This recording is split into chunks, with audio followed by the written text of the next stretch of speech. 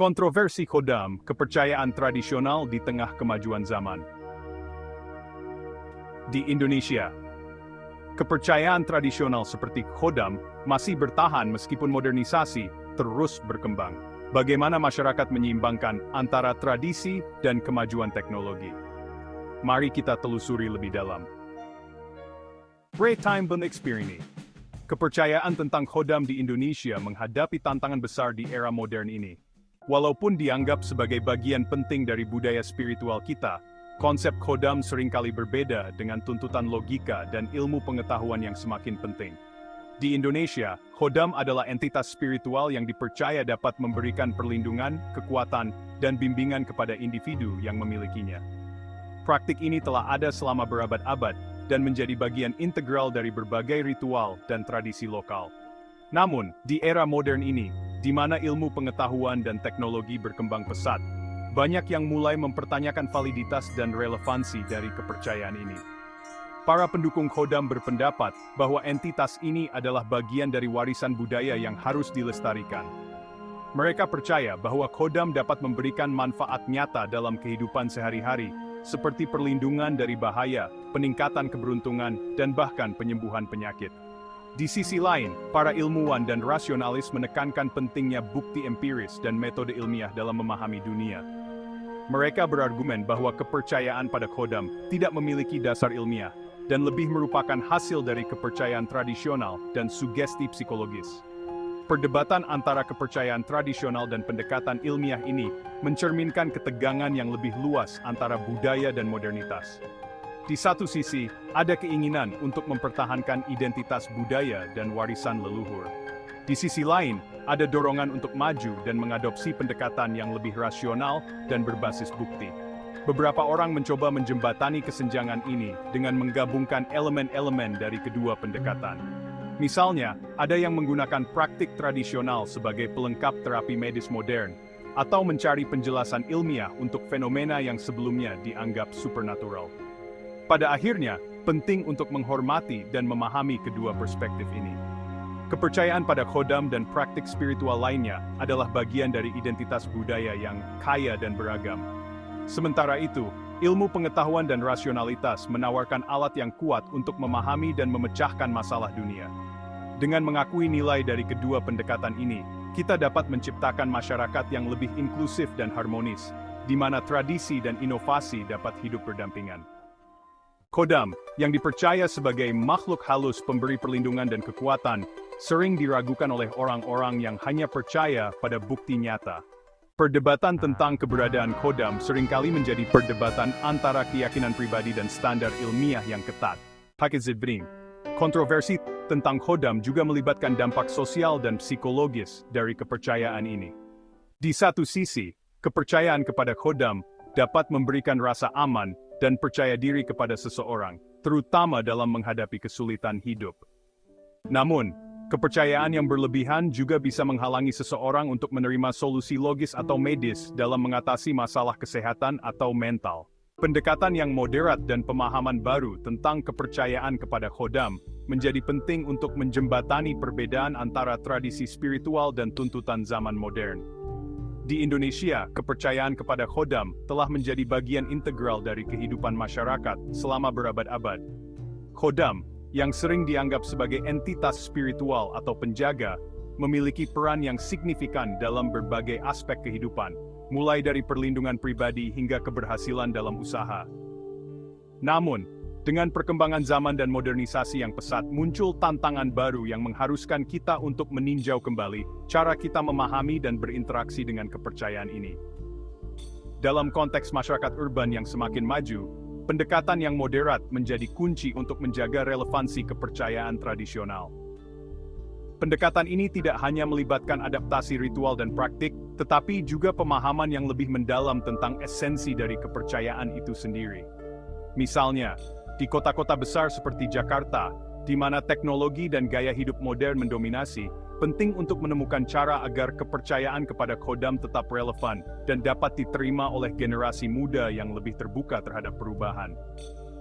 Generasi muda saat ini cenderung lebih skeptis terhadap hal-hal yang bersifat mistis atau supranatural.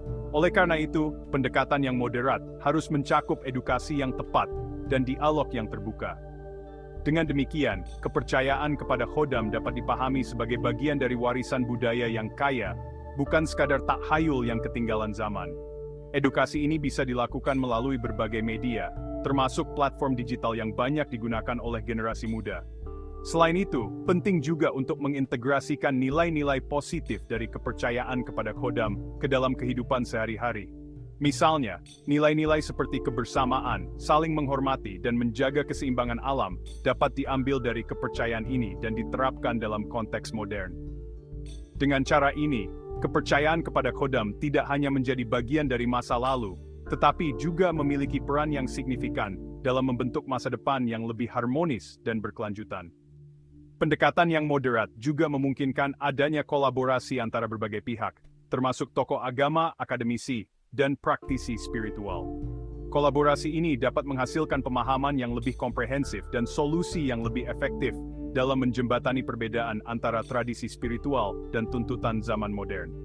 Dengan demikian, kepercayaan kepada khodam dapat terus hidup dan berkembang, memberikan manfaat yang nyata bagi masyarakat luas. Pada akhirnya, pendekatan yang moderat dan pemahaman baru tentang kepercayaan kepada khodam adalah langkah penting untuk memastikan bahwa tradisi ini tetap relevan dan bermanfaat di era modern. Dengan menggabungkan nilai-nilai tradisional dengan inovasi dan pemikiran kritis, kita dapat menciptakan sebuah jembatan yang kuat antara masa lalu dan masa depan, antara tradisi dan modernitas. Inilah yang akan memastikan bahwa kepercayaan kepada khodam tidak hanya bertahan, tetapi juga berkembang dan memberikan kontribusi positif bagi masyarakat Indonesia di masa depan. Ini termasuk usaha untuk memahami khodam dalam konteks tasawuf Islam atau tradisi mistik lainnya yang mengakui kekuatan spiritual tetapi juga menghargai akal sehat. Dalam tradisi tasawuf, khodam seringkali dipahami sebagai entitas spiritual yang membantu manusia dalam perjalanan spiritual mereka. Mereka dianggap sebagai makhluk yang memiliki pengetahuan dan kekuatan yang dapat membantu manusia mencapai tingkat kesadaran yang lebih tinggi.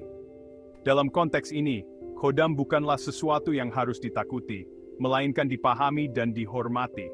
Mereka adalah bagian dari alam semesta yang lebih besar dan memiliki peran penting dalam kehidupan spiritual seseorang. Dalam teks-teks Sufi kuno, seringkali ditemukan referensi tentang khodam, dan bagaimana mereka dapat membantu manusia dalam pencarian mereka akan kebenaran dan pencerahan. Para guru Sufi seringkali mengajarkan murid-murid mereka tentang pentingnya memahami dan bekerja dengan khodam. Mereka menekankan bahwa khodam dapat menjadi pemandu yang berharga dalam perjalanan spiritual seseorang, membantu mereka mengatasi rintangan dan mencapai tujuan mereka. Ritual-ritual Sufi seringkali melibatkan pemanggilan dan komunikasi dengan khodam. Ini dilakukan dengan penuh rasa hormat dan kesadaran akan kekuatan spiritual yang mereka miliki. Simbol-simbol dan artefak Sufi seringkali mencerminkan hubungan mereka dengan khodam. Ini termasuk jimat, mantra, dan benda-benda lain yang diyakini memiliki kekuatan spiritual. Dalam komunitas Sufi, pemahaman tentang khodam adalah bagian penting dari kehidupan sehari-hari. Mereka seringkali berkumpul untuk berbagi pengetahuan dan pengalaman mereka tentang khodam, serta untuk memperkuat hubungan mereka dengan entitas-entitas spiritual ini. Musik dan tarian Sufi juga seringkali digunakan sebagai cara untuk berkomunikasi dengan khodam. Melalui gerakan dan melodi, para Sufi berusaha mencapai keadaan kesadaran yang lebih tinggi dan membuka diri mereka terhadap bimbingan spiritual. Ziarah Sufi ke tempat-tempat suci juga seringkali dilakukan dengan tujuan untuk memperkuat hubungan mereka dengan khodam. Tempat-tempat ini diyakini memiliki energi spiritual yang kuat dan dapat membantu para Sufi dalam perjalanan mereka. Doa-doa Sufi seringkali mencakup permohonan kepada khodam untuk bimbingan dan perlindungan. Mereka percaya bahwa dengan berdoa kepada khodam, mereka dapat menerima bantuan dan dukungan dalam kehidupan mereka. Kaligrafi Sufi seringkali mencerminkan hubungan mereka dengan khodam. Tulisan-tulisan ini tidak hanya indah secara estetika, tetapi juga memiliki makna spiritual yang mendalam. Praktik penyembuhan Sufi juga seringkali melibatkan khodam. Mereka percaya bahwa khodam dapat membantu dalam proses penyembuhan, baik secara fisik maupun spiritual. Literatur Sufi penuh dengan cerita dan ajaran tentang khodam.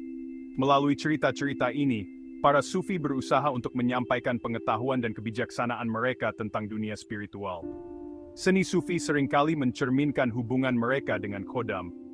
Lukisan, patung, dan karya seni lainnya seringkali menggambarkan entitas-entitas spiritual ini dan peran mereka dalam kehidupan manusia.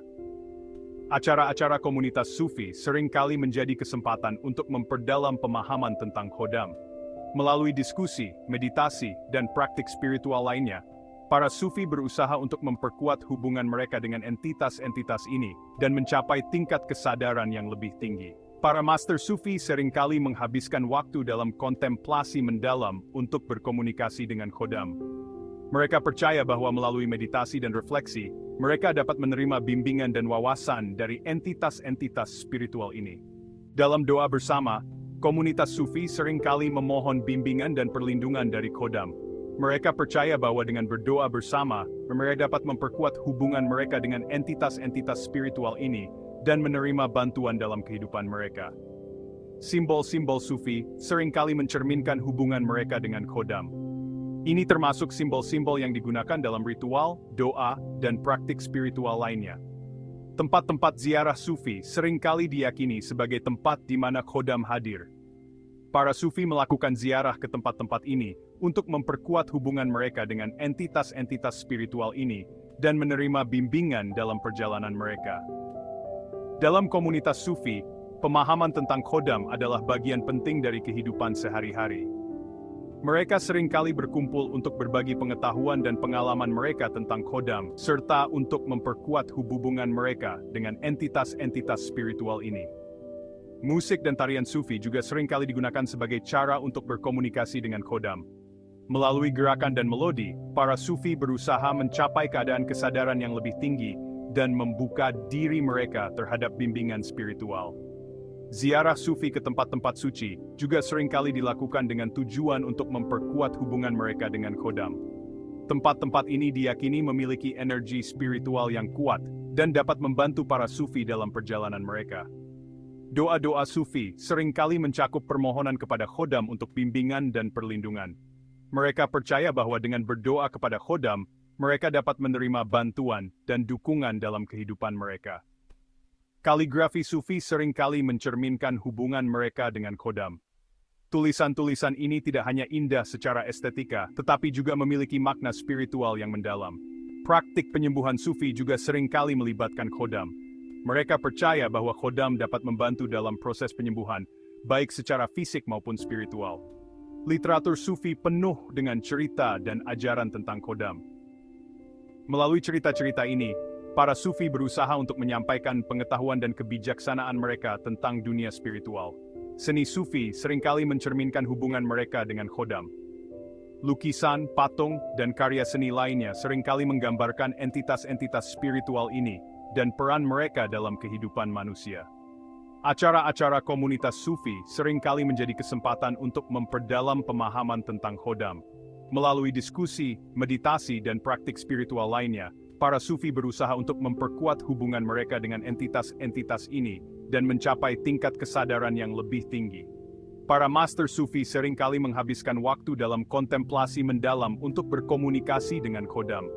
Mereka percaya bahwa melalui meditasi dan refleksi, mereka dapat menerima bimbingan dan wawasan dari entitas-entitas spiritual ini. Dalam doa bersama, komunitas sufi seringkali memohon bimbingan dan perlindungan dari khodam. Mereka percaya bahwa dengan berdoa bersama, mereka dapat memperkuat hubungan mereka dengan entitas-entitas spiritual ini dan menerima bantuan dalam kehidupan mereka.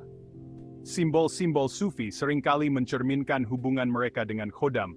Ini termasuk simbol-simbol yang digunakan dalam ritual, doa, dan praktik spiritual lainnya. Tempat-tempat ziarah sufi seringkali diyakini sebagai tempat di mana khodam hadir. Para sufi melakukan ziarah ke tempat-tempat ini untuk memperkuat hubungan mereka dengan entitas-entitas spiritual ini dan menerima bimbingan dalam perjalanan mereka. Dengan begitu, diharapkan masyarakat bisa menghargai keanekaragaman spiritual Indonesia tanpa meninggalkan prinsip-prinsip ilmiah yang penting dalam kemajuan sosial dan kesejahteraan bersama. Bagikan pemikiran Anda tentang kepercayaan tradisional di era modern di kolom komentar di bawah ini.